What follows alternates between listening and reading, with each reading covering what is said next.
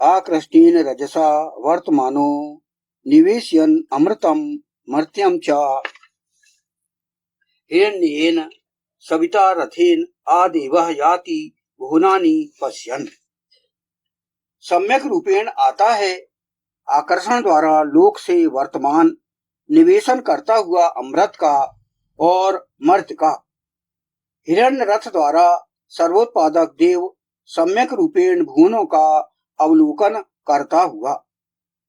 यह मंत्र ऋग्वेद के प्रथम मंडल के 35वें सूक्त का द्वितीय मंत्र है, जो कि इसमें रहता केवल अपना देश, केवल हमारा ही देश सर्वप्रमुख हो गई।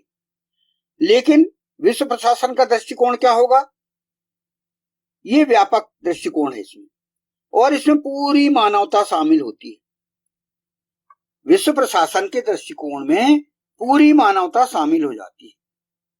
तो ये कितना अच्छा यानी निष्कर्ष निकल सकता है। अब आधार हम यदि संघर्ष की संभावना को लें,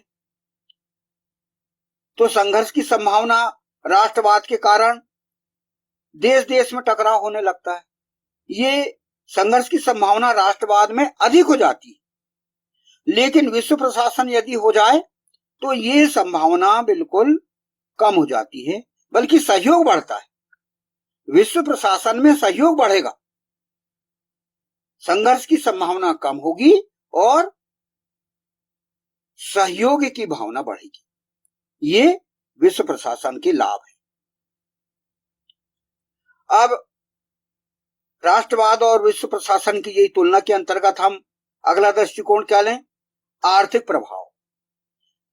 राष्ट्रवाद में आर्थिक प्रभाव आत्मनिर्भरता पर जोर दिया जाता है, और विश्व प्रशासन में क्या होगा? अंतरराष्ट्रीय व्यापार और सहयोग में ध्यान दिया जाएगा।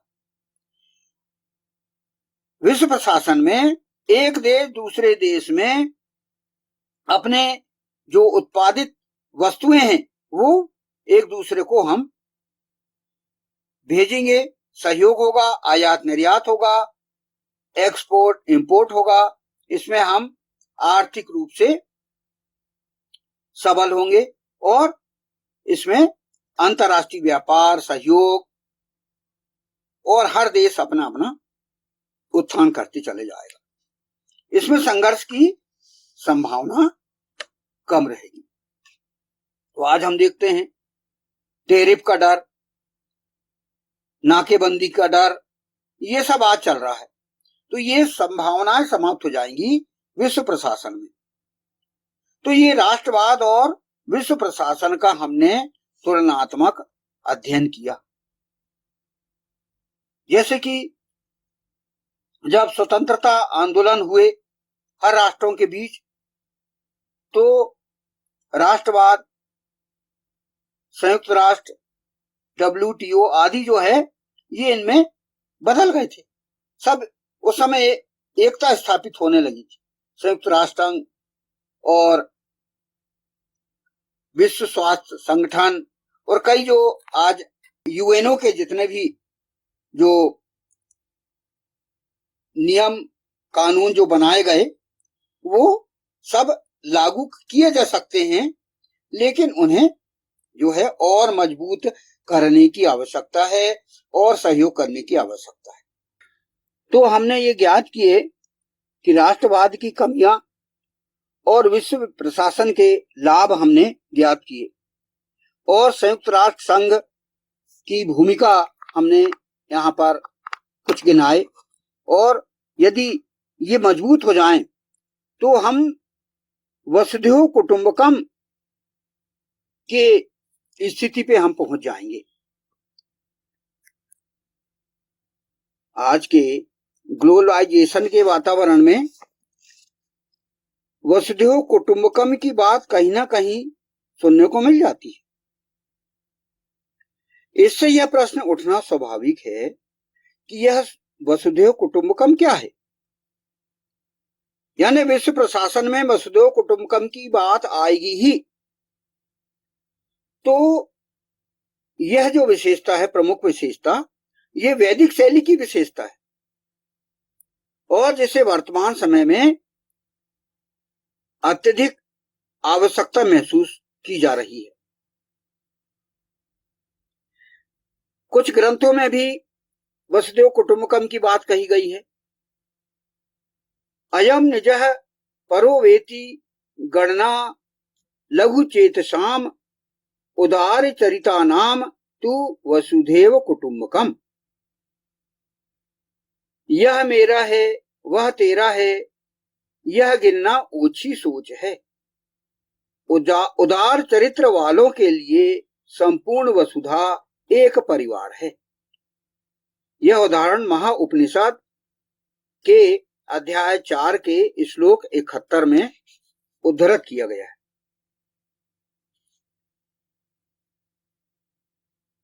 पृथ्वी ग्रह में वर्तमान में अनेकों राष्ट्र हैं। प्रत्येक राष्ट्र की अलग भौगोलिक स्थिति व अलग सांस्कृतिक स्थिति। ये राष्ट्रों की सीमाएं हमारे द्वारा निर्धारित की गई और कोई आवश्यक नहीं कि उन राष्ट्रों में रहने वाले लोगों के लिए आवश्यक समस्त संसाधन उस राष्ट्र में पाए जाते हों। तो इस स्थिति में उस राष्ट्र को अन्य राष्ट्रों से उन संसाधनों का आयात करना पड़ता है। इसलिए उसे अन्य राष्ट्रों से मधुर संबंध बनाने पड़ते हैं। इस दृष्टिकोण से संयुक्त राष्ट्र संघ का गठन किया गया है, किंतु यह संगठन जैसा कार्य करना चाहिए वैसा कार्य नहीं कर पा रहा है। इसका प्रमुख कारण उस सोच का अभाव है जिसे उपरोक्त श्लोक में वर्णित किया गया है। वह श्लोक जो कि अभी हमने महा उपनिषद में उद्धृत किए और जिसमें सोच प्रमुख कारण क्या है, क्या कहा गया था इसमें, हिंदी में पुनः मैं दोहरा रहा हूं। यह मेरा है, वह तेरा है, यह गिनना ओछी सोच है। उदार चरित्र वालों के लिए संपूर्ण वसुधा एक परिवार है। यही अर्थात वसुधैव कुटुंबकम की व्याख्या कही जाती है। आज पृथ्वी ग्रह के समस्त राष्ट्र यह मेरा है, वह तेरा है की भावना से पीड़ित है।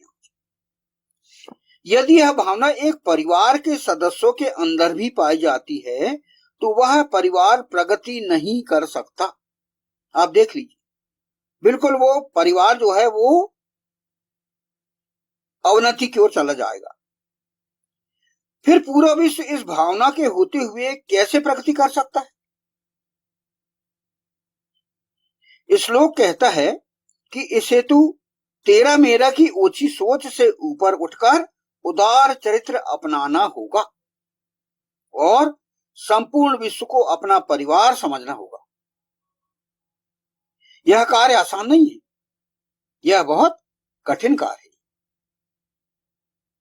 इस दृष्टिकोण से सोच का विकास संपूर्ण विश्व में केवल वैदिक संस्कृति में किया गया है। हमारे ग्रंथ वेद एक विश्व दृष्टिकोण प्रदान करते हैं। उनमें कोई भी बात किसी वर्ग विशेष, किसी जाति विशेष, किसी समुदाय विशेष, किसी स्थान विशेष को ध्यान में न रखते हुए संपूर्ण मानव मात्र के लिए कही गई। संपूर्ण विश्व एक परिवार है, यह सोच सर्वप्रथम वेद ने ही प्रदान किया है। ये आप अपने मन मस्तिष्क में बैठा लीजिए कि वेद ने ही यह जो है एक परिवार की बात कही है। यजुर्वेद का उदाहरण हम यहां दे सकते हैं। यत्र विश्वम भवति एक नीडम, इसका हिंदी अनुवाद है जहां विश्व एक घोंसला बन जाता है। यह है यजुर्वेद के अध्याय 32 का 8वां मंत्र है, 8वां मंत्र। वेद मानवता को एक विश्व दृष्टिकोण प्रदान करते हैं। वैदिक प्राचीन विचारधारा में विश्व बंधुत्व और सह अस्तित्व कूट कूट कर भरा हुआ। अतः वर्तमान समय में केवल भारत और हिंदू समाज में ही विश्व बंधुत्व और सह अस्तित्व की भावना पाई जाती है। वेद एक पारिवारिक व्यवस्था प्रस्तावित की गई है उसमें, यानी वेद में जो क्या कहा गया है, एक पारिवारिक व्यवस्था दी गई है उसमें, जिसके आधार पर संयुक्त परिवार बनकर दिखाए गए हैं। आप देख लीजिए, सतयुग त्रेता द्वापर में संयुक्त परिवार बने रहने की भरमार है। आपको हर एकल परिवार तो वहां मिलेंगी नहीं। वर्तमान विश्व की अनेकों समस्याएं विश्व बंधुत्व और वसुधैव कुटुंबकम की भावना के बगैर हल नहीं की जा सकती, किंतु इस हेतु विश्व की 5 महाशक्तियों के वीटो पावर, तेरे मेरे राष्ट्र की सोच, अपने राष्ट्र के हितों, स्वार्थ सिद्धि आदि भेदभावपूर्ण विचारों से मुक्त होकर जनहित, मानव हित को लक्ष्य बनाकर एक साथ मिलकर विश्व हित के लिए विचार करने तथा कार्य करने की आवश्यकता है। इस हेतु विश्व के समस्त राष्ट्र प्रमुखों को अपनी सोच बदलना पड़ेगा।